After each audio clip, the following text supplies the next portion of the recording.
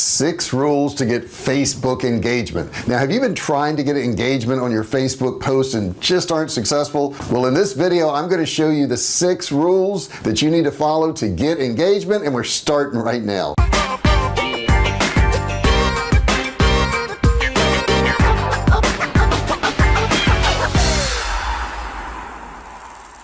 Hey, I'm JR Fisher, and if you're new to my channel, take a second and subscribe. Hit that subscribe button below there, and don't forget, turn on notifications. There's a little bell right next to that subscribe button, and you need to click it, and then you need to turn on all notifications. Now, I've been selling online since 2009, and I've sold millions of dollars worth of both physical and digital products, and I've got my branded products on thousands of websites, including Walmart. On this channel, I show you the tips and tricks that you need to follow so that you can grow your business. Now, at the end of this video, I'm going to give you a free gift, a $97 e-commerce course, absolutely free, just for watching to the end. Let's face it, there's millions of people making money online, and they're no different than you. They just have certain tips and tricks and tools, and those are the things that I share with you on this channel. Building engagement on Facebook is not an easy thing to do unless you know the 6 rules to getting engagement. Now, what have you tried on Facebook? Put it in the comments below. Put what you've tried to do to get engagement, and were you successful or not? We'd love to know, and it can help a lot of people out.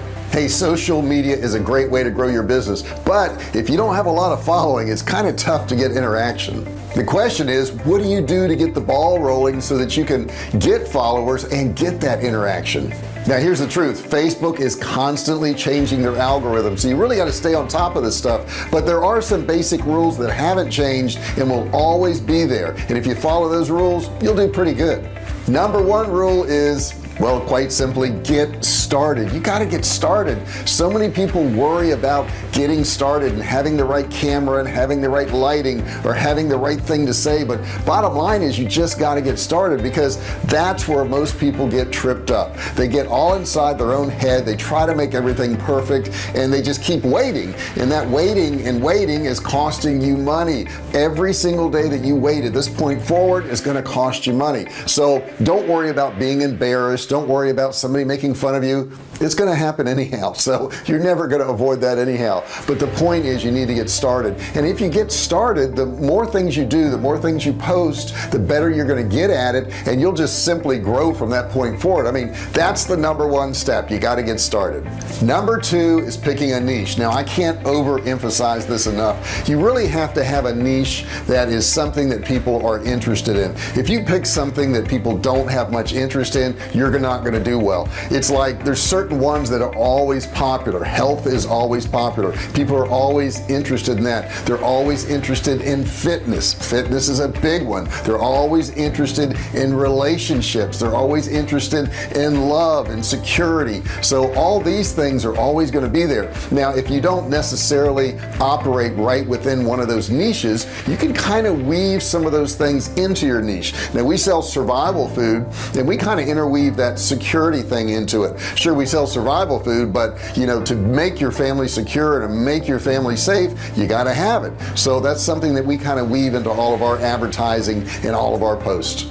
Number 3 is you got to have a regular schedule. Now, this is the one thing that people have a really hard time with, because they get all excited and they say, hey, I'm going to post stuff on Facebook and I'm going to really do well on it, and they say, well, I'm going to post something 3 times a day, and truth is that's really hard to do.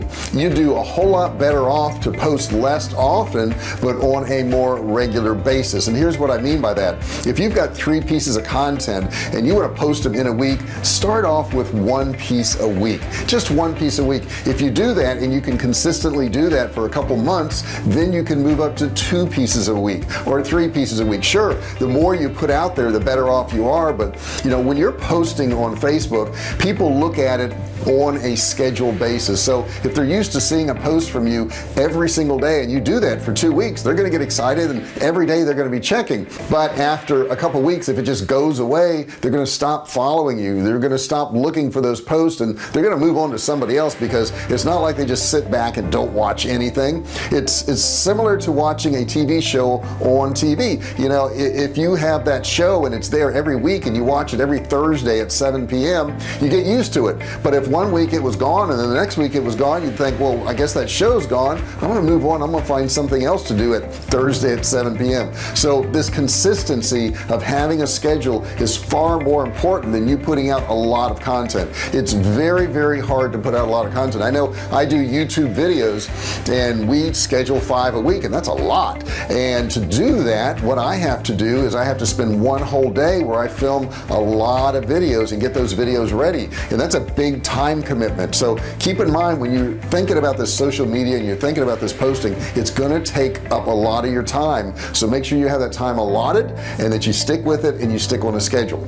Number 4, I probably shouldn't say, but I guess I have to, is have great content. Great content's super, super important. You know, even if you decide I'm gonna post content and I'm gonna do it on a regular basis and I'm gonna post a lot of it, if it's not good, if it's not engaging, if it's not interesting to your audience, you're pretty much just wasting your time. So what you want to do is maybe look at some of your competitors that have a big following. Look at what they're posting, look at what they're doing. There are people out there that make a living on Instagram, and I know a couple of them actually, that will go out and find posts on other people's Instagram accounts and repost them on theirs and get a following, and then drive them to their page where they have all these sayings and all these memes, and they actually sell ad space because they've generated so much traffic. So, you know, if you think, well, I'm not creative and I can't think of things to post, don't worry about that. Somebody else has already done that for you. All you got to do is go out there and find that stuff that's engaging and post it on the feed that you have in Facebook,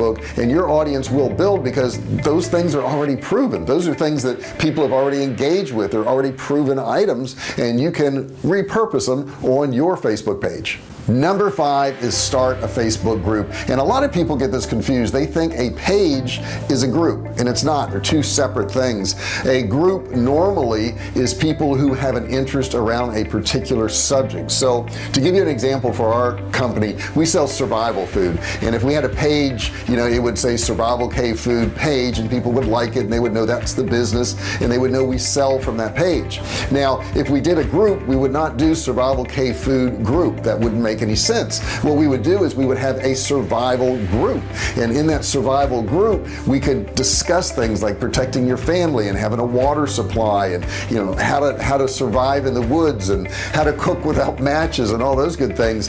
And that would be information that would be really helpful to the group. So that's what you need to do. Now in a group, the cool thing about a group versus a page is, in a group, if the people have their notifications turned on, all notifications, every time you do a post in your group, they're going to see it. The problem with a page is only about 1% of the people will ever see any post you do. So even though you may have tens of thousands of people who like your page, they're not seeing your post. So what you need to do is get them into a group that's helpful in that particular niche, and if it's helpful to them, they're going to start engaging, and when they engage, they're also going to see all your posts because they've turned on notifications. But one thing I will warn you about, have a little I guess a teaser video at the top of your group, and explain to them that they need to turn on their notifications, all notifications, if they want to get the information from the group. Most people don't even know this. They never turn it on. They don't see any posts from the group, and they think there's nothing there, and ultimately they end up leaving. You don't want that to happen to you. And number 6 kind of overrides some of the other things I said, but post a lot. I mean, if you can post a lot, please do so. And when you post, it's so important to get interaction. You have to ask for it. I'm serious about that. So if you post something about starting a fire, or you post something about, you know, having a water supply, you want to end it with a question. You want to ask people, you know, have you been in the woods before? Have you ever had to start a fire without matches? What did you do? What worked for you? Post your comments below. That's how you're going to get comments. That's the one thing that people forget about, is if you don't ask for comments, you won't get comments. It's not going to happen. You know, if you have a post on a water supply, you may ask people to post pictures about what they do for a water supply. Do they have water stored? Is there an extra supply that they can go get from a lake? Do they use filters? And then you can do little things like ask them to post pictures of what they have. Now once they comment on there, don't stop at that point. A lot of times people will say, this is my water supply, here's a picture of all my kegs of water right here, and this is what I've done to protect my family, and the person who's running the group will say that looks great. Well, that's going to end it right there. What I would do is ask them, say that looks like a great water supply, thanks for sharing this. Let me ask you, how long did it take you to do this, and what type of kegs do you use, and how long does the water stay fresh? I'd like to know, and I'm sure everybody else in the group would like to know too. So anytime you comment on a comment, which you should 100% of the time comment, make sure you ask them another leading question, another question that's going to get them to post something else and get more and more engagement on your particular post. So now I'm going to do that exact thing. I'm going to say, what have you found? What have you done? What have you seen that's gotten a lot of engagement? And I want you to post that in the comment section below. If you've tried something already on Facebook and it worked, my gosh, you could be helping out other people. And if you tried something and it didn't work, post that too, because that also helps people. They will know what not to do. Now, as I promised you, you can get my free course on e-commerce at $97 value. I put a link in the description below. Go grab that right now, and do me a favor, make sure you subscribe to this channel. Click that subscribe button right there, and right next to it there's a bell. Right, there's a bell there, and that bell is going to notify you when I do new videos. You don't want to miss out. You want to be that VIP group that knows about my videos as soon as I post them. So once you click the bell, you got to make sure that you turn on all notifications, and do me a favor, like this video. Likes help this video a lot. It'll get it distributed more too, and I really appreciate you listening. I'll see you in the next video. Hey, thanks for watching my video. Don't forget to subscribe to my channel and click that little bell right there so you can be notified every time I do a new video. Also, click on one of those videos there. Keep watching on my channel.